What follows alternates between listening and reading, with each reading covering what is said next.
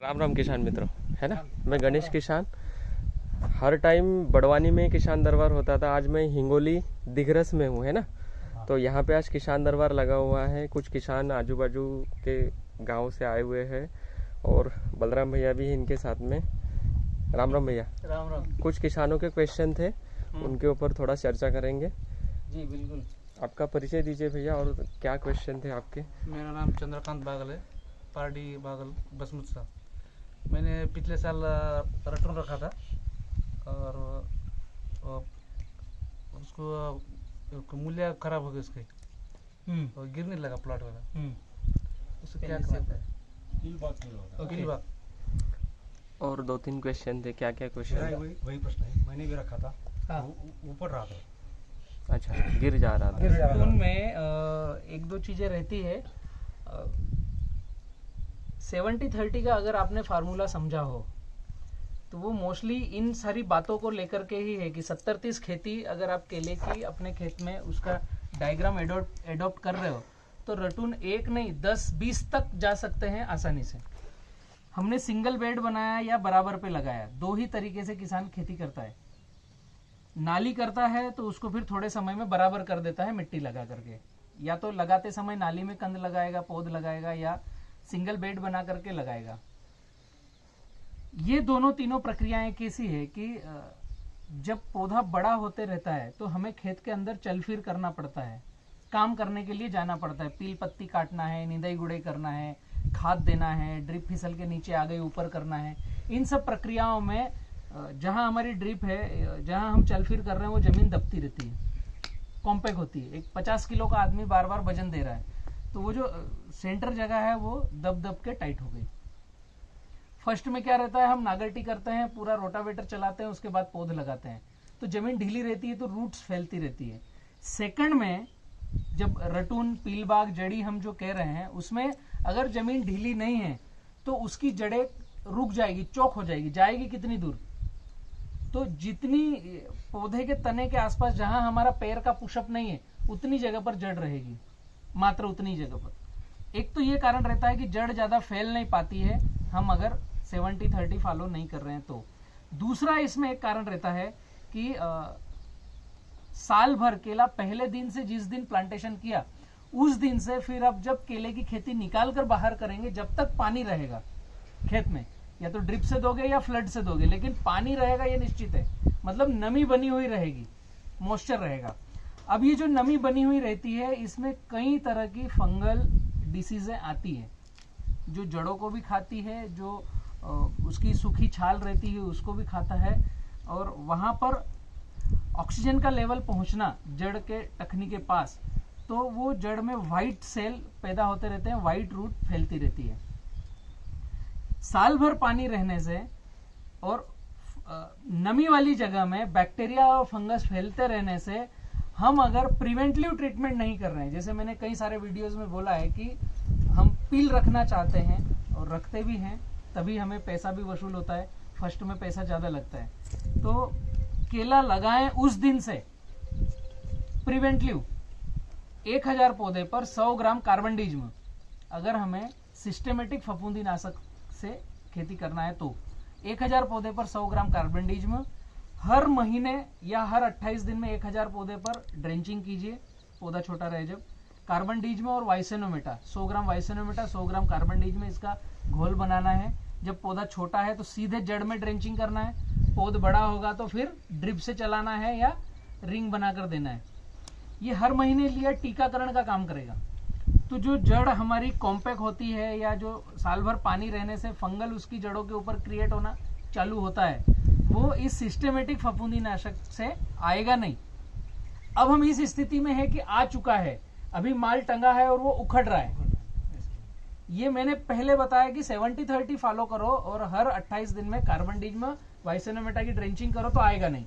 अब आ चुका है, उसका क्या इलाज है? एक ही इलाज है, बांबू का टेका लगाओ। क्योंकि जड़ को हम तुरंत मजबूत नहीं कर सकते। बांबू का एक टेका तो ये हो गया मैंने जो बताया। दूसरा टेका होता है कि बांबू साइड से गाड़ दिया, मतलब ये हमारा फल टंगा है, उसके साइड से बांबू हमने नीचे लगा दिया। अब ये जो ऊपर की ठुड्डी है, यहाँ से रस्सी ला करके इसको बांध करके वापस बाम्बू में लगा दिया, ये ऐसा लटका हुआ रहेगा, इसमें कहीं नहीं जाएगा। हमने जो टेका लगाया इससे स्लिप होकर के उधर जा सकता है। बाम्बू आपने साइड में गाड़ा और ऊपर से उसके रस्सी बांध करके लाए और ये डंडे को बांध करके फिर ऊपर ले लिया, ये डंडा ये बाम्बू के साथ ही हिलेगा, अभी कहीं नहीं जाएगा। दूसरा विकल्प ये है। तत्काल में यही एक इलाज है, लेकिन आगे की फसल के लिए हमें टीकाकरण करते रहना पड़ेगा हर महीने। पील बाग रखना कब से शुरू करने का समझो अपना प्लांटेशन? पील बाग रखने की रेसिपी अलग अलग है, वो डिपेंड करेगा आपका ग्राफ क्या है, लाइन से लाइन और पौधे से पौधे की दूरी क्या है। अगर 25 स्क्वायर फीट है 5 बाय 5 तो माल पूरा कटने के बाद लेंगे। 5 बाय 6 है 30 स्क्वायर फीट है 1450 पौधे हैं तो माल कटना चालू होगा, 25% माल कट जाएगा जब पील बाग हम छोड़ेंगे। यहीं पर अगर आप 7 बाय 5 या 5 बाय 7 है तो फ्लावरिंग आते समय रखेंगे। फ्लावरिंग इधर आया, इधर हमने पील बाग रख लिया, 35 स्क्वायर फीट से ऊपर है और आप 5 बाय 8 5 बाय 9 पे जा रहे हैं, 40 से 45 स्क्वायर फीट पे जा रहे हैं, तो फ्लावरिंग आने से 1 महीने पहले रखोगे। अब ये डिजाइन करेगा कि हमारे खेत का ग्राफ क्या है, उसी हिसाब से हम रटून रख सकते हैं। वरना हमने 5 बाय 6 रखा और 5वें महीने पील रख लिया तो पील कमजोर होगा, पतला होगा, आपके फल को भी नुकसान देगा। पील जितना भोजन खाएगा उतना फल में भोजन कम बनेगा और उत्पादन में कमी आएगी। वो पंढरपुर साइड को क्या है, वो जाचक बोल के है, हाँ, उसका एक पैटर्न है कपिल जाचक पद्धति। हाँ, हाँ। तो वो क्या 2 लाइन में 8.5 फीट का gap बराबर है। हाँ, और 2 लाइन 3.5 फीट में रख दिया, हाँ, और दूसरा अंतर 5 फीट का रहेगा। बराबर है। तो वो कैसा है, वो आता कि नहीं सही? नहीं, कपिल जी के हिसाब से उन्होंने जो प्रैक्टिस फॉलो करी है उनके हिसाब से वो 24 कैरेट ठीक है, ठीक है। लेकिन उस पैटर्न में आप 10वीं कटिंग नहीं ले सकते, 7वीं कटिंग नहीं ले सकते, क्योंकि ये लाइन पास में हो गई, फिर बड़ा गैप हो गया। और पूरे भारत में अगर हम समझेंगे तो 15 मई से 15 जून एकदम इतना हैवी टेम्परेचर रहता है 9 तपा का कि ये जो हमने 8 फीट पे 9 फीट पे लाइन कर दी है और इसमें बंच निकलना इधर चालू हुआ है तो वो बंच निकलते निकलते जल जाएगा। इस समय अगर फ्लावरिंग आ रही तो वो अच्छा ग्राफ है, लेकिन 100% मेरे हिसाब से कंप्लीट नहीं है। हमें सराउंड ग्राफ चाहिए कि चारों तरफ से बराबर हो। अभी उसमें कैसा रहेगा कि एक तरफ आपका झुकेगा और एक तरफ आएगा, दूसरी तरफ फिर जगह कम है। अब जिस तरफ जगह कम है हमें रटून कहाँ छोड़ना है, डिस्टेंस तो वही है ना, इधर 5 है इधर 3.5 है, तो केले में 3.5 तो इतना नजदीक हो गया। जब रटून लेंगे तो आपके फर्स्ट में 1 मीटर से 1.5 मीटर का पत्ता आएगा, सेकंड में तो 2 मीटर का पत्ता आएगा, 6.5 से 7 फीट का पत्ता आएगा। अभी यहाँ पर 3.5 फीट पे पौधा है, वो कैसे मैच होगा? तो फर्स्ट में कोई गड़बड़ी नहीं, सेकंड तक ठीक है, थर्ड आने में एकदम दिक्कत है। तो अगर हम फर्स्ट सेकंड तक संतुष्ट है तो उधर जा सकते हैं। हमारे इधर तो पील बाग लेते नहीं लोग, बराबर है। बोले तो व्यापारी भी माल नहीं खरीदते। तो इसका डीपली सोचने की कोशिश करी है कि ऐसा क्यों है, हम लेते नहीं हैं या ले नहीं पा रहे हैं। गए साल मैंने लिया था, हाँ, 30 का एवरेज आया था बहुत बढ़िया। पील बाग का, हाँ, लेकिन कोई व्यापारी उठा नहीं रहता। मैंने वो मथुरा को भेज दिया गाड़ी भर के खुद। हाँ, हाँ, हाँ, बराबर। 700 के रेट से यहाँ से भर के दिया मैंने। उस समय यहाँ पे क्या रेट चल रहा था? यहाँ पे 1000 रुपये रेट चल रहा था। बराबर है। क्षेत्र वाइज एक मार्को लग जाता है। एक उदाहरण मैं देता हूँ, उत्तर आपको मिलेगा। वो क्या बोल रहे हैं हाँ, कि वो पील बाग का केला हम्म, काला हो जाता वहाँ पहुँचने में काला हो जाता है। पहुँचने में भी पकने के बाद काला हो जाता है। मैं वही बता रहा हूँ, मैं आपको एक उदाहरण देता हूँ। हिंदुस्तान में सबसे बड़ा केले का काम करते हैं खरीदी में देसाई ग्रुप, ठीक है? ये एक्सपोर्ट का आपको सब लोगों को पता है। एक्सपोर्ट भी करते हैं, डोमेस्टिक में भी देते हैं। मैं जहाँ रहता हूँ बड़वानी में, वहां से 180 किलोमीटर पे है डबोई, गुजरात में है। बड़वानी गुजरात बॉर्डर पे है, 180 किलोमीटर पे डबोई। 2010 और 11 में देसाई ग्रुप ने वहां 150 एकड़ का प्लॉट खरीदा, उसमें केली लगी। 2020 तक उसी प्लॉट से माल एक्सपोर्ट भी किया, डोमेस्टिक में भी दिया। आज उस प्लॉट को टेक ओवर किया है लक्ष्मण आहिर, मेरे मित्र हैं सूरत के, उन्होंने उस प्लॉट को टेक ओवर किया और वापस वो केला निकाल करके फिर केला लगा दिया। तो 10 साल तक तो एक प्लॉट को चलाया, फिर उसका निकाल करके अल्टी पल्टी करके फिर केला लगा दिया।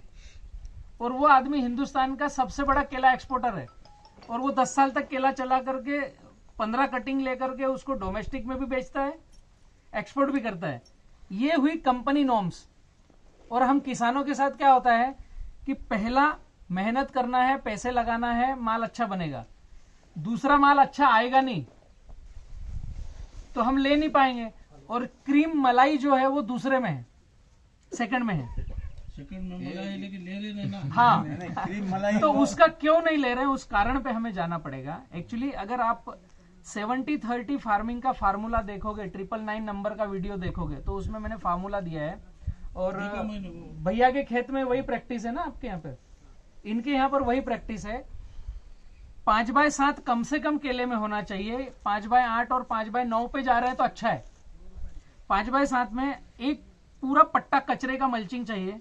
इसमें बेड नहीं बनता है, पूरा खेत चपटा रहता है। 10 फीट पे नाली होती है तो बेड दिखता है। उसमें जो भैया का क्वेश्चन था, रटून गिरपड़ होना, उसमें जड़ें कंटिन्यू फैलती रहेगी तो गिरपड़ आएगी नहीं। आपका जो क्वेश्चन था कि पीलबाग आएगा नहीं, तो पूरे खेत में जब हम चल फिर करते हैं तो जमीन कॉम्पैक्ट होती है, तो उससे न्यूट्रिशन अपटेक में दिक्कत आती है। जो सेकंड हमारा रहता है वो नीचे से न्यूट्रिशन ले नहीं पाता। और 70-30 खेती में एक तरफ कचरा रहता है, एक तरफ नाली रहती है। तो नाली में हम ड्रिप डालते नहीं, पानी देते नहीं, तो वहां पर आती क्रैकिंग, वहां से हवा जाती है नीचे। और जो कचरा मल्चिंग है वहां पर ड्रिप रहती है, तो वहां से पूरे पौधे की जड़ों में मॉइस्चर मेंटेन होता है। मतलब आप इस प्लॉट को, इस तरीके की कंडीशन के प्लॉट को कितनी ही कटिंगे ले सकते हो, आपको पिल भी अच्छा कलर देगा। व्यापारी की दिक्कत क्या है कि उसके पास जो माल आया उसने कलर, शाइनिंग, क्वालिटी और लंबी चाल का होना चाहिए। अब वो फर्स्ट का हो, रटून का हो या 10वीं कटिंग का हो उसको मतलब नहीं, उसको मतलब है कि उसने कलर शाइनिंग देना चाहिए। तो ये अगर पद्धति एडॉप्ट करेंगे कि रटून भी चलेगा। अभी हम नागेश्वर भाई के साथ एक प्रोजेक्ट लॉन्च कर रहे हैं नांदेड़ में, कॉन्ट्रैक्ट फार्मिंग का, जिसमें हम रेवा डबल प्लस देंगे। वो केवल कॉन्ट्रैक्ट फार्मिंग में ही जाएगा और 5/9 पर केला लगवाएंगे। जो किसान आएगा उसकी रिक्वायरमेंट क्या है, हम किस किसान के साथ जाएंगे। जिस किसान के ऊपर कर्जा है, जिस किसान के पास जमीन कम है, उस किसान को हम पूरी फैसिलिटी देंगे। और जो किसान नॉर्मल तरीके से कर्जदार नहीं है, खेती खुद से कर रहा है, उसको गाइडलाइन देंगे। उसके साथ कॉन्ट्रैक्ट फार्मिंग नहीं करेंगे, मतलब उसके खेत में पैसा नहीं लगाएंगे। अगर वो करना चाहता है तो शुरुआत से आखिर तक उसको गाइडलाइन देंगे। माल भी काटने का प्रोग्राम हम लगाने वाले हैं। कैसा करने वाले हैं, 5/9 पर केली लगेगी। किसान की जमीन, पानी और रख रखाव उसको करना है, ध्यान उसको रखना है। बाकी पौधा, खाद, दवाई, मेंटेनेंस सारा हम देंगे, बी किसान ग्रुप देगा। किसान को 1 रुपया भी खेत से लगाने की आवश्यकता नहीं है। किस किसान को जिस पर कर्जा है, जो भरा पड़ा है उसके साथ हम गाइडलाइन देंगे। जिसके ऊपर कर्जा है उसको हम सब सपोर्ट देंगे, पैसे तक का। माल कटेगा वो भी बिक्री की लाइन हम ही लगाएंगे, उसमें भी किसान को भटकने की आवश्यकता नहीं। ये प्रक्रिया करने में किसान का नेट प्रॉफिट में 70% हिस्सा किसान का है, 30% हिस्सा हमारा है। इसको भी हमने 70-30 में बांटा है। 70% किसान का, 30% हमारा।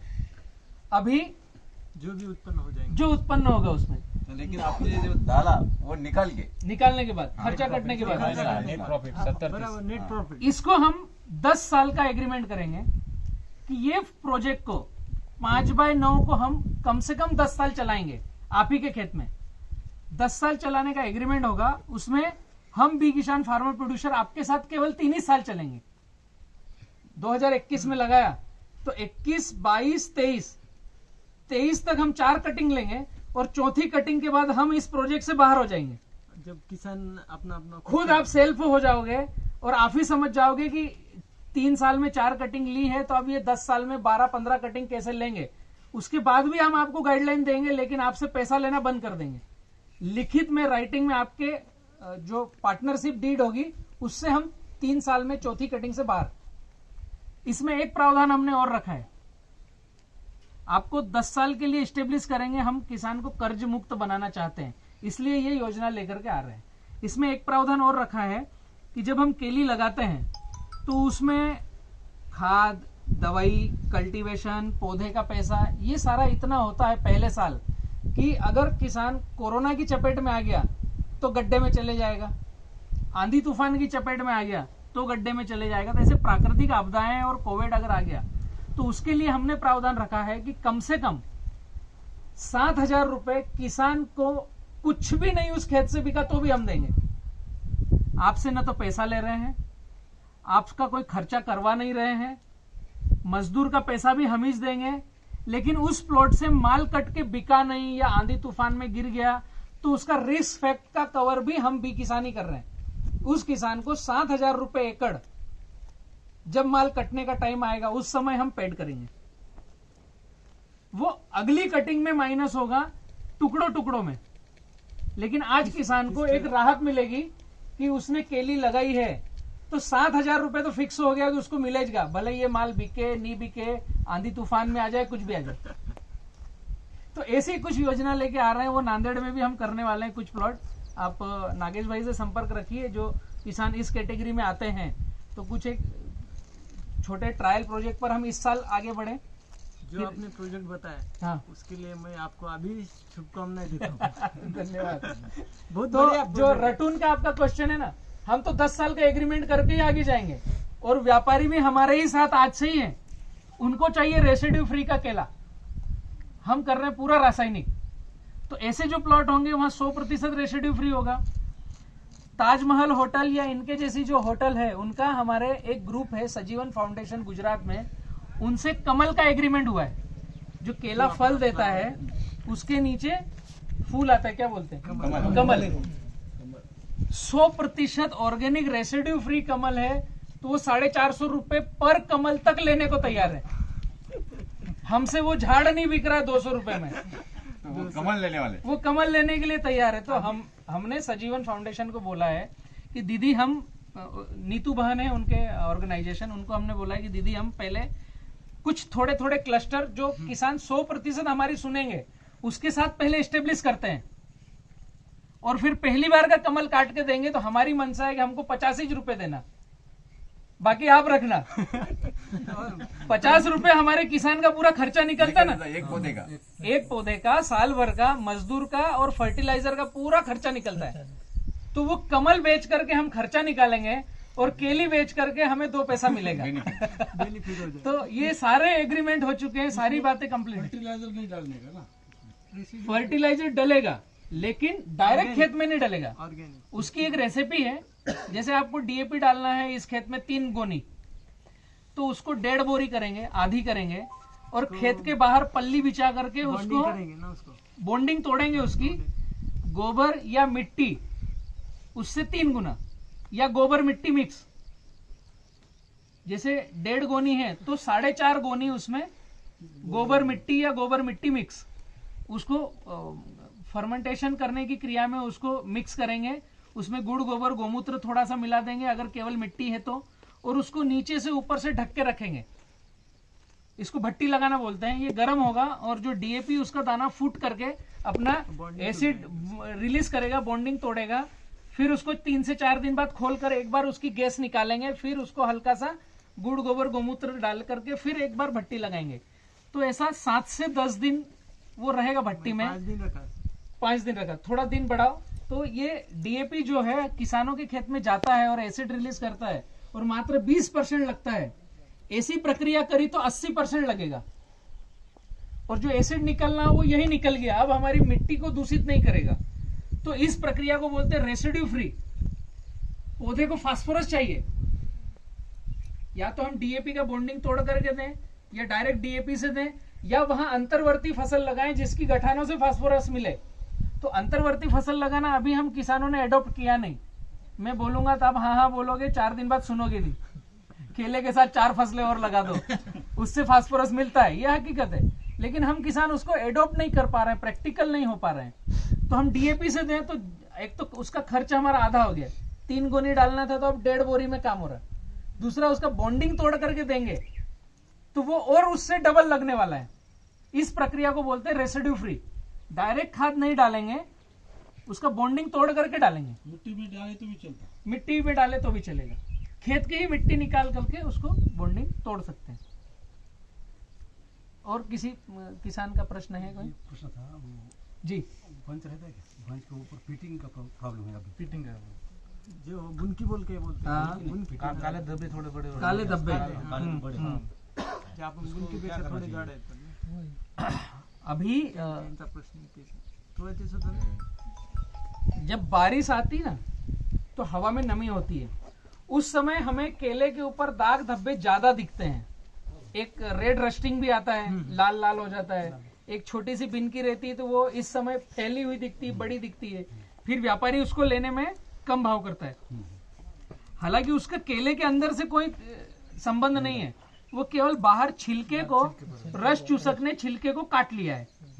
अब काट लिया है तो ये हवा में नमी ये उस खाली जगह पर बैठता है तो ये काला धब्बा बनाती है और वो फंगस जैसा फैलने लगता है। बाहर छिलके पर, अंदर केले में कोई असर नहीं है। नहीं होता, लेकिन वो व्यापारी नहीं ले रहे ना। व्यापारी नहीं ले रहे हैं। वो क्या बोल रहे हैं, ग्राहक नहीं रहा। सही बात है उनकी भी। ठेले पर ग्राहक उसको उठाव करता नहीं, तो उसके लिए इलाज क्या करें? जिस दिन हमको केले में दिखा कमल ऊपर चढ़ते हुए, अभी नीचे नहीं उतरा है, ऊपर चढ़ रहा है, ऊपर चढ़ रहा है, उसी दिन से तैयारी करना है। उसी दिन से क्या तैयारी करना है? जिस दिन हमें पूरे प्लॉट में दिखे कमल ऊपर चढ़ रहा है, तंबाकू डस्ट पूरे खेत में कमल की तरफ स्प्रे करना है। 200 लीटर पानी में 5 से 10 किलो तंबाकू डस्ट डालना है, 20 किलो जंगल की मिट्टी डालना है, 24 से 36 घंटे के लिए छोड़ देना है। 100 से 200 ग्राम वाइसोनोमीटर डालना है, 24-36 घंटे के लिए छोड़ दो। तो जो तंबाकू डस्ट है उसका अर्क निकल करके पूरे पानी में फैलेगा। मिट्टी जो है उसमें जो 5 फीट गहरा गड्ढा करके लेना है, 20 किलो मिट्टी, उसमें जो बैक्टीरिया और जो ह्यूमस है वो उसमें फैलेगा। अभी 24-36 घंटे बाद कप्पड़ छान करके स्प्रे करना है। तो कहाँ करना है? जहां कमल ऊपर चढ़ रहा है उस जगह पर स्प्रे करना है। तो तंबाकू डस्ट से क्या होगा, यहाँ पर जो रस चूसक कीटक है और जो थ्रिप्स है, माइट्स है, एक बीटल करके कीड़ा आता है, वो सब यहाँ से कमल से भग जाएंगे। पूरे खेत में स्प्रे नहीं करना है। हम क्या करते हैं, गलती कहाँ हो रही है, ये माइक्रो सर्जरी करने की आवश्यकता है। जिन जिन खेतों में दिक्कत है उन खेतों में हम मच्छर को भगाने के लिए पूरे खेत में नीचे स्प्रे करते हैं। अभी नीचे आपने स्प्रे किया और कमल जहां निकल रहा है वहां स्प्रे नहीं किया तो ये उड़ के कहां जाने वाला है? उसको जब कमल निकला तो खुशबू तो यहाँ जब पहला पत्ता हटेगा तो यहीं से आएगी, वो चिपचिपे रस की। तो उसको केले में हम उल्टा बिठाने की जुगाड़ लगा रहे हैं कि आप नीचे से उठ के जाओ, ऊपर केले में बैठो। हमें करना कहाँ चाहिए, जो कमल निकल रहा है केवल उसी जगह, बाकी जगह को छोड़ना है। नीचे मेड़ों पर कहीं पर स्प्रे नहीं करना है, केवल कमल जहां से निकल रहा है उस जगह पर स्प्रे करना है। तो वहां से उतरकर वो दूसरी जगह जाकर बैठेंगे, पत्तों पर, टहनी पर, नीचे मिट्टी में या मेड़ों पर, घास फूस पर, तो वहां उसको रहने दो। फिर जैसे कमल नीचे आएगा और पहला पत्ता खुलने जैसा दिख रहा है, उस समय यहां पर आपको रस चूसक कीटों को भगाने के लिए स्प्रे करना है। ऐसी दवाई जो हार्मफुल ना हो, या आप वीएम स्प्रे ले सकते हो, मिट्टी और वाइसेनोमेटा का स्प्रे ले सकते हो। जैसे ही कमल नीचे आया और पहला पत्ता छिलका हटना चालू हुआ, उस समय आपको लग रहा है कि आपके खेत में मच्छर ज्यादा है, तो आपको गुड़ और नीम तेल भी उसमें डालना है। एक 200 लीटर में 4 किलो गुड़ और 200 ग्राम 1000 पीपीएम से ज्यादा वाला नीम तेल, 10,000 पीपीएम का होगा तो बहुत अच्छा। तो नीम तेल और गुड़ इस छिलके पर चिपक जाएगा। जब कमल निकल के नीचे आ रहा है उसी समय ये प्रक्रिया चाहिए। केली का पत्ता हटा नहीं उस समय, वहां पर जब थ्रिप्स ने दाग बना दिया, वो हमें 90 दिन के बाद दिखेगा। जब केली व्यापारी खेत में आएगा वो ढूंढ ढूंढ के दिखाएगा, वो उसी केले के पास जाके खड़ा होगा जिसमें ज्यादा दाग दिखेगा। अब ये दाग आया कब? जब कमल नीचे आ रहा है और पत्ता उसका हट रहा है। फिर अगले 7 दिन में, फिर अगले 7 दिन में, ऐसे 7-7 दिन में 4 स्प्रे चाहिए। कमल ऊपर है जब, कमल निकलना चालू हुआ जब, कमल निकल के नीचे आ गया, केली खड़ी होना चालू हुई जब, और केली पूरी खड़ी हो गई तब, 7-7 दिन में 4 स्प्रे लिए, मतलब 1 महीने का आपका लाइफ साइकिल हुआ। इसमें आपने 4 स्प्रे ली। फिक्स करना है, सोमवार देना है, एक दिन कोई सा फिक्स करो। उसके बीच में जाने की आवश्यकता नहीं है। तो जितने कमल ऊपर थे वो अगले सोमवार तक वहां आ जाएंगे, जितने नीचे थे वो पूरे नीचे चले जाएंगे, जितने नीचे थे उनका टर्न होकर के केला एंगल बना लेगा। तो 7-7 दिन में स्प्रे करना है। तो आज बिंदकी दिखेगी नहीं, रेड रस्टिंग दिखेगी नहीं। और जिन किसानों के यहाँ सामने ठंडी का मौसम आने वाला है उन्होंने बंच कवर भी लगाना चाहिए। तो जो चिलिंग वाली समस्या आती है, केला काट कर तोड़ते हैं, उसका छिलका निकालते हैं, तो उसमें रेड लाइन दिखती है, चॉकलेट दिखता है, कत्थई। तो बंच कवर लगाया तो वो प्लास्टिक का चाहिए, उसमें होल होना चाहिए। अभी बंच कवर एक कपड़े जैसा आता है जिसको फूंक मारते हैं तो हवा अंदर बाहर होती है, सफेद रहता है, उसकी जरूरत नहीं है। ठंडी से बचाना है तो केले को स्वेटर पहनाना है, उसके छिलके को। तो प्लास्टिक का कवर लगेगा तो स्वेटर पहनाई जाएगी, कपड़े जैसे की स्वेटर नहीं होगी। तो ये आपकी बंच से रिलेटेड, फ्रूट केयर से रिलेटेड सारा ट्रीटमेंट इन 3-4 बातों में होता है। और किसी का है प्रश्न? हमने इंजेक्शन दिया था प्लॉट को, वो भी अच्छी बात है। ऊपर वो कमल ऊपर रहता है, उसी समय दवाई डाल दो, तो निकलते समय वहां पर केले के ऊपर दवाई है तो कोई माइट्स, थ्रिप्स आएगा नहीं। 1 महीना 1.5 महीना कुछ भी नहीं आता। हाँ, अच्छी बात है वो। अभी प्लांट की पोजीशन 1 महीने की है, हाँ तो उसके बाद आगे ठंडी आने वाली है। हाँ। तो 2 प्लांट के बीच में हम जो 5x7 का है मेरा, तो यहाँ पे एक सन का लगा दिया तो चलेगा क्या? सन की बजाय आप मक्का लगा दो, करेगा। सन की बजाय मक्का लगा दो। जैसे ये 2 पौधे हो गए आपके 7 फीट, यहाँ पे करा। हाँ, तो यहाँ पर लगा सकते हो इस जगह। हाँ, आप मक्का सिंगल दाना एक लगाओ, 2 दाने लगाओगे तो एक शायद आएगा नहीं आएगा, तो ये हाइट लेगा, ये आपको बंच भी देगा, भुट्टा भी देगा, और आपके लेबर खर्च को भी निकाल देगा। और ये हाइट लेगा ना, तो जो ठंडी आती है वो कड़क चमड़ी को भेद नहीं पाती, नरम चमड़ी को दिक्कत करती है। तो केला है नरम चमड़ी, उसमें हड्डी नहीं है, और मक्का जो है वो हड्डी वाला है, उसके ऊपर छिलका कड़क है, जैसे बांस का और गन्ने का जैसा छिलका आता है, ऐसा मक्का का छिलका है। तो 2 पौधों के बीच में एक मक्का लगाएंगे तो पौधा स्पीड से चलता रहेगा। मक्का न्यूट्रिएंट मैनेजमेंट में कंपटीशन करेगा क्या? करेगा ना, ये लाइन पे लगाने का ना, ये लाइन पे यहाँ बीच में, यहाँ पे बीच में। पौधे के पास नहीं। हाँ, पौधे के पास में दोनों के। न्यूट्रिशन मैनेजमेंट के लिए कंपटीशन में कोई सा भी पेड़ पौधा है उसको चाहिए, सण है उसको भी चाहिए, मक्का है उसको भी चाहिए, या आप कुछ भी लगा दो उसको उसका भोजन चाहिए। तो हम ऐसी कोई चीज लगाएं कि जिसके लिए भोजन एक्स्ट्रा डालें तो वो भी हमें कुछ दे दे।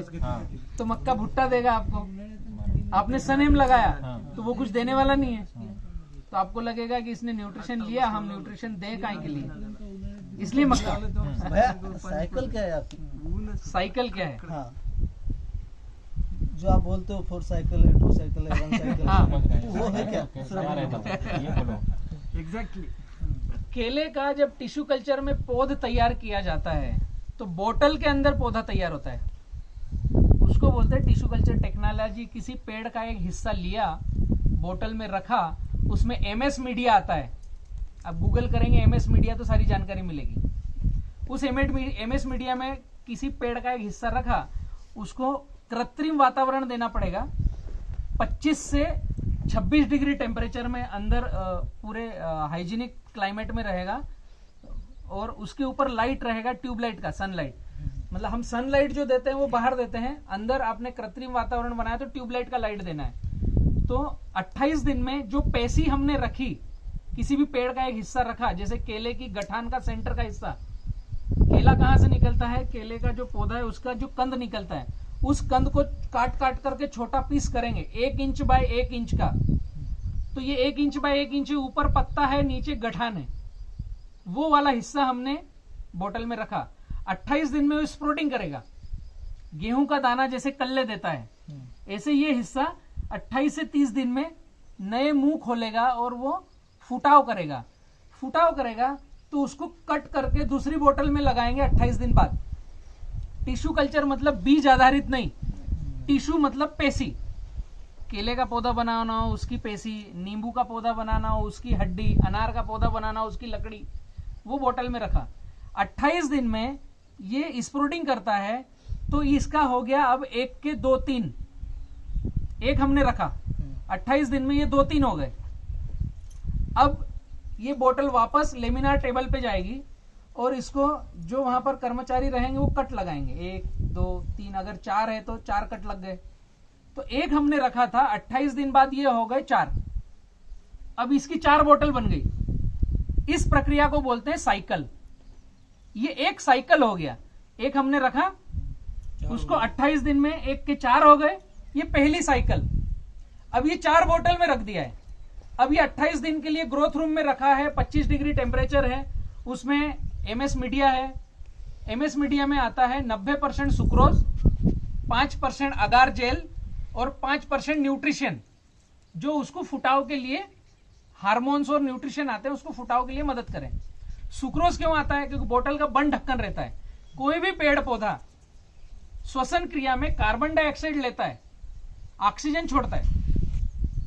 हम मनुष्य ऑक्सीजन लेते हैं, कार्बन डाइऑक्साइड छोड़ते हैं। तो सुक्रोज जैसे ही पानी के संपर्क में आता है वो कार्बन डाइऑक्साइड देता है। सुक्रोज एक ऐसा कंटेंट है जिसमें कोई सा भी पेड़ पौधा गाड़ दो वो मरता नहीं, जी जाता है। इसीलिए उस बोतल में 90% सुक्रोज, और जो हम वाइसेनोमेटा की बात करते हैं उसमें 90% सुक्रोज है, 10% में गोअर्क है। तो ये सुक्रोज क्या करता है? पौधे का एक तो भोजन हो गया, दूसरा बंद ढक्कन है तो वहीं का वहीं वो कार्बन डाइऑक्साइड दे रहा है, पौधा लेते जा रहा है। अब ये अगले 28 दिन में 4 के 16, 16 के 64, ऐसे ये मल्टी होते रहते हैं। इसको बोलते हैं साइकिल। साइकिल समझ में आया? 1 के 2, 2 के 4, 4 के 16, 16 के 64, ऐसे साइकिल हो गई। अब गवर्नमेंट ने केले के पौधे के बनाने के लिए सभी टिश्यू कल्चर कंपनियों को बोला है आपको 8 साइकिल लेना है, इससे ज्यादा लेना नहीं। ऑन पेपर राइटिंग में है, गवर्नमेंट ने रिस्ट्रिक्शन लगा के रखा है, 8 साइकिल से ज्यादा नहीं लेना। 9 भी ले सकते हैं, 10 भी ले सकते हैं, लेने वाले लेते भी हैं, वेरिएशन आएगा। 8 साइकिल ही क्यों? गवर्नमेंट ने जब डेटा देखा, एग्रोनॉमिस्टों ने, कि 8 साइकिल में एक पौधे से 1000 से 1200 पौधे बनते हैं, तो एक क्लोन जो रखा उससे 1000 से 1200 पौधे बनते हैं, और 8 साइकिल मतलब 8 महीने। 90वें नंबर पे रूटिंग आएगी, उसकी जड़ निकालेंगे तो 9 महीना हो गया। 10वें नंबर पे प्राइमरी हार्डनिंग में जाएगा, उसमें 30 से 35 दिन 40 दिन लगेंगे। 11वें नंबर पे सेकेंडरी हार्डनिंग में जाएगा, और 12वें नंबर पे किसान के खेत में आएगा। जो अगले साल हमें पौधा देना है उस पर आज काम करना पड़ेगा टिश्यू कल्चर को। अब 8 साइकिल की बजाय 9-10 साइकिल ली तो वही बात रहेगी कि पौधा रोगों से लड़ने की क्षमता कम रखेगा, और 8 साइकिल से कम साइकिल ली तो पौधा और स्ट्रांग होगा, वेरिएशन कम आएगा, लेकिन पौधे की कीमत बढ़ेगी। अभी टिश्यू कल्चर कंपनी ने एक क्लोन रखा, 8 महीने उस पर काम किया तो 1200 पौधे बने एक पौधे से 8 साइकिल में। जैसे ही मैं बात करता हूं कि 6 साइकिल का पौधा, मतलब आपके 1200 से आधे हो गए, 600 पौधे हो गए। जैसे ही मैं बात करता हूं कि 8 से 7 साइकिल में 600 पौधे हो गए, 7 साइकिल से 6 साइकिल पे बात करी तो 600 की बजाय फिर आधे हो गए, 300 पौधे। जितनी कम साइकिल ली उतना पौधे की कीमत बढ़ेगी, जितनी ज्यादा साइकिल ली उतना पौधा फ्री हो जाएगा। आप लोगों ने सुना होगा कहीं कहीं पर कि 1 जुलाई की बुकिंग थी, 1 अक्टूबर को पौधा मिल रहा है। 1 मई की बुकिंग थी, उसको 1 सितंबर को पौधा मिल रहा है। तो ये क्या हुआ कि गलती हो जाती है कि बुकिंग आ गई ज्यादा, हमने रोका ही नहीं, पैसा चाहिए था तो बुकिंग लेते ही गए, और किसान का 1 महीना फोन नहीं उठाना है, आगे पीछे करना है। पट से 1 साइकिल बढ़ाई, 10 लाख पौधे हमारे पास है, बुकिंग ले ली 20 लाख की। एक ही काम करना है, जादू, 1 साइकिल बढ़ाना है, पौधा डबल, पौधा ही अभी वो कैसा भी आए, पौधा तो डबल हो गया। ये होता है साइकिल टिश्यू कल्चर में। तो रेवा फ्लोरा ऑल इंडिया में 6 साइकिल पे काम कर रहा है, रेवा G9 पे, और रेवा प्लस है वो 4 साइकिल पे काम हो रहा है। और आगामी सत्र में हम जो R&D कर रहे हैं और कॉन्ट्रैक्ट फार्मिंग करेंगे, वो जनरल मार्केट के लिए पौधा नहीं रहेगा, हमारी जहां कॉन्ट्रैक्ट फार्मिंग रहेगी वहीं रहेगी। वो रेवा डबल प्लस आ रहा है, हम MP में लगाना चालू हुए हैं अभी, 1 से 2 साइकिल का ही है वो मात्र। तो ये जो दिक्कतें आ रही ना, अभी हम खेतों में घूम रहे हैं, ये अभी ग्लोबल वार्मिंग के कारण किसी भी कंपनी का पौधा होगा ये दिक्कतें बढ़ेगी। तो उसके लिए स्ट्रॉन्ग क्या करें? तो एक होता है टिश्यू कल्चर में माइक्रो प्रोपोगेशन, लेबोरेटरी वाला। एक होता है मैक्रो प्रोपोगेशन, बड़ा कंद से अलग साइज बना करके उससे टिश्यू कल्चर का पौधा बनाया जाए, जिसमें हार्मफुल केमिकल ना हो। हम उस पे R&D कर रहे हैं। इसीलिए मैंने बोला कि हम जो कॉन्ट्रैक्ट फार्मिंग करेंगे तो 10 साल का एग्रीमेंट करेंगे कि आपको 10 साल में 15 कटिंग ला के देंगे। तो कुछ बेस हमारे पास है जिसपे हमने R&D करके रखी है और ये वर्ल्ड का इतिहास रचने वाला काम होगा कि एक ही साइकिल, 2 ही साइकिल का पौधा एक बार लगाने के बाद 10 साल, 15 साल, 20 साल चलेगा, वो अलग बात रहेगी। वो आएगा फिर हम समझेंगे उसको, ठीक है। तो साइकिल समझ में आया आपको क्या होता है? साइकिल लेने रेट कम ज्यादा हमारे करने इधर का क्या है। मार्केट का प्रॉब्लम बहुत भारी है। मार्केट का प्रॉब्लम कैसा ही व्यापारियों का मनमानी कारोबार है इधर। नहीं, जो किसान इकट्ठे हो रहे हैं, मैं नांदेड़ और हिंगोली दोनों को बोलता हूँ, भैया भी साथ में है यहाँ पर और नागेश भाई भी है। इन दोनों मित्रों से जुड़िए आप और एक साइज बनाएंगे। किसी कंपनी का पौधा हो या गठान लगाया हो, मेरे को मतलब नहीं कि आपने रेवाज लिया हो, तो इस साल से ही जुड़ो। किसी भी कंपनी का पौधा और कंद हो या गठान हो या टिश्यू हो, कोई भी कंपनी, अगर हम 70-30 खेती फॉलो करते हैं और ग्राफ बड़ा रखते हैं तो गाइडलाइन शुरू से आखिर तक हम देंगे और माल कटवाने के लिए व्यापारियों का जमघट भी लगाएंगे। उससे क्या होगा? डेटा होगा। अगर साथ में बढ़ेंगे तो डेटा होगा कि हम अभी 15 किसान हैं तो 15 किसान ने हमने 3-3 एकड़ में लगाया तो 45 एकड़ का हमारे पास है, इस तरीके से चल रहा है। तो हम पहले ही व्यापारी को हम बोल के रखेंगे कि इस महीने कटिंग आएगी, इतना हमारे पास रेसिड्यू फ्री मिलेगा, तो आपको व्यापारी की प्रॉब्लम खत्म हो जाएगी। ऑलरेडी मेरी गाड़ियां यहाँ से बन रही है, हमारे जो पार्टनर हैं वो केला यहाँ से उठा रहे हैं चंडीगढ़ के। मैंने कल लाउड स्पीकर पे बात करवाई थी, तो गाड़ियां तो बन रही है, लेकिन अभी कैसा है, जो यहाँ पर लोडर है उनके साथ मिलके बनाना पड़ रही है, क्योंकि क्लस्टर नहीं है, किसानों का संगठन नहीं है। आप किसानों का संगठन बना लो, डायरेक्ट आपको ऑर्डर मिलेगा, कमीशन नहीं खाएगा वो। कमीशन आप ही के पास रखो, आप ही के अंदर का एक लड़का निकालो जो गाड़ी पर खड़ा रहे कि कैसे गाड़ी बनेगी। कमिशन पेक्षा क्वालिटीला मोल मिळेल. कमीशन सेकेंडरी है। देखो मेरी बात समझो, हमें ऐसा लगता है हम किसानों को कि जो आदमी मेरी गाड़ी भर रहा है वो लूट रहा है, ऐसा लगता है, लेकिन हकीकत क्या है? अगर वो गाड़ी भरने नहीं आएगा तो आपका माल कटेगा नहीं, तो फिर पैर पड़ोगे, भैया काट ले, कम में काट ले। एक सिक्के का एक पहलू है कि वो मजदूरी कर रहा है, आप उसको क्वालिटी ऐसा दो कि एक बार वो गाड़ी भर के ले गया और वो 6 बार आपको फोन लगाए और आप फोन नहीं उठाओ अगली गाड़ी भरने के लिए, ऐसी क्वालिटी बनाओ ना, तो फिर लूटना शब्द खत्म हो जाएगा, फिर वो आपके लिए काम करेगा। अभी आपके यहाँ मैंने कई बगीचे देखे 70 से 90% सिगा टोका है, 5 से 6 रुपए में व्यापारी को फोन कर रहे हैं तो भी वो ले नहीं रहा है। तो वो क्यों लेगा? उसको जिस गाड़ी में 2 पैसा बचेगा, आप व्यापारी बनोगे तो आपको भी 2 पैसा बचेगा, तो ही आप माल लोगे ना। आपने सौदा कर लिया तो आप पैसे देनदार हो गए। अब वो गाड़ी कट के गई दिल्ली, उत्तर भारत, चंडीगढ़, और रास्ते में 3 दिन की मंडी, 4 दिन की मंडी, रास्ते में जाते जाते पक गया, माल पका हुआ निकला, तो उसने क्या करना चाहिए? आज मार्केट में 11.5 का भी भाव है। कल भैया के यहाँ क्या रेट में कटा? 1050 में आपके यहीं कटा माल, इसी गांव में, और उसी गांव में 5.5 रुपए का भी रेट है, उसी गांव में 10.5 रुपए का रेट है। तो ये जो 5.5 रुपए वाला है, गाड़ी गया और 30% पक गया, तो अगले को क्या पड़ता बेटा? वो कान इधर से पकड़ने वाली बात है।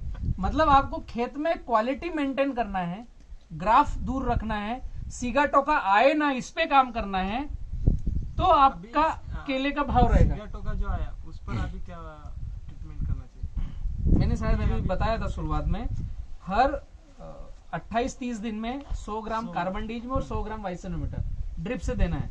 जो आ गया है हर महीने देना है, तो आएगा नहीं। और प्लॉट की डिस्टेंस दूर दूर रखना है, कम से कम 35 स्क्वायर फीट, 6x6 या 5x7 या 7x5, वो जो आपको उचित लगे करो। सही है 5x7 कचरा मल्चिंग, तो सीगा टोका आएगा ज नहीं। आइट साइड बहुत सारा है, आ गया तो जैसे ही धूप निकलेगी कवर ऑटोमेटिक होगा बिना स्प्रे किए। आ गया है, उसके बाद अभी मार्केट में क्या ट्रीटमेंट चलता है, जिस खेत में सीगा टोका है वो पान को काट के बाहर फेंको, तो आपका एक पत्ता, दूसरा पत्ता, तीसरा पत्ता, नीचे के पत्ते पे सीगा टोका है, इस पान को काटा तो दूसरे के पत्ते पर अगले तीसरे दिन दिखता है, तो ये आपने इलाज किया कि नुकसान किया? काट काट के सब निकाल पत्ते काटते जाएंगे और ऊपर पत्ता ही नहीं बचेगा। उसका वैसा ही हो रहा है। इलाज पत्ता काटना नहीं है। एग्रोनॉमिस्ट की भाषा में ये बराबर है कि सीगा टोका सॉइल बॉर्न डिसीज है, खेत से निकाल कर बाहर करो और उसको गाड़ दो और उसको पैक कर दो, वरना दूसरे पौधे पर जाएगा। तो इतना हम कर पाते हैं। पत्ता काटा वहीं खेत में ही रह जाता नहीं है, जाता है। बाहर तो निकालते नहीं। किसी ने बाहर निकाला तो मेड़ पे रख दिया, भाई कहीं गड्ढा करके गाड़ा क्या? नहीं तो वो सीगा टोका आपने खेत से बाहर किया कहाँ? तो जब हम बाहर ही नहीं कर पा रहे हैं तो वहीं लटकने दो, ताकि वो जो रात को 3 बजे ओस की घास उठेगी वो यहीं रुक जाएगी, ऊपर के पत्ते तक नहीं जाएगी। एक काम तो ये चेंज करो, ये मैंने प्रैक्टिकल किया है वो बतला रहा हूं। दूसरा, हर महीने कार्बन डीज जड़ से दो। तीसरा, ऐसी प्रक्रिया चालू हो रही है तो वीएम स्प्रे करना चालू करो ऊपर पत्तों पर। हम 15 दिन को एक स्प्रे करते बुरशीनाशक जनवरी तक। वो करना पड़ेगा अगर ग्राफ हमारा गड़बड़ है और कचरा मल्चिंग नहीं है तो। ये जो घास उठती है 70-30 क्यों? 70-30 खेती, एक तरफ कचरा मल्चिंग, एक तरफ नाली। अभी सीका टोका उस खेत में आएगा जहां बारिश से ज्यादा हो रही है, हवा में नमी है, या उस खेत में जहां पर ड्रिप ज्यादा चल रही है और कॉम्पैक्ट है, हवा ऊपर नीचे से बाहर नहीं हो रही है उस जगह पर। तो जहां नाली है वहां आपने ड्रिप नहीं डाली, कुछ नहीं किया, यहां पर क्रैकिंग है। तो जब 3 बजे रात को ओस उठती है घास, तो ये सूखी जगह है, ये सूखी जगह उसको सोख लेगी। वो घास आपके पत्ते पर चिपकने की बजाय यहाँ पर मिट्टी में चिपकेगी और ये सोख लेगी, तो सीगा टोका फैलता नहीं है। ये साइंटिफिक प्रूव है, हमने कई सारे ट्रायल लिए हैं। तो बातें छोटी छोटी सी है, इसको फॉलो करेंगे तो रिजल्ट मिलेगा। ठीक है, उठे अगले प्लाट पे चले। राम राम।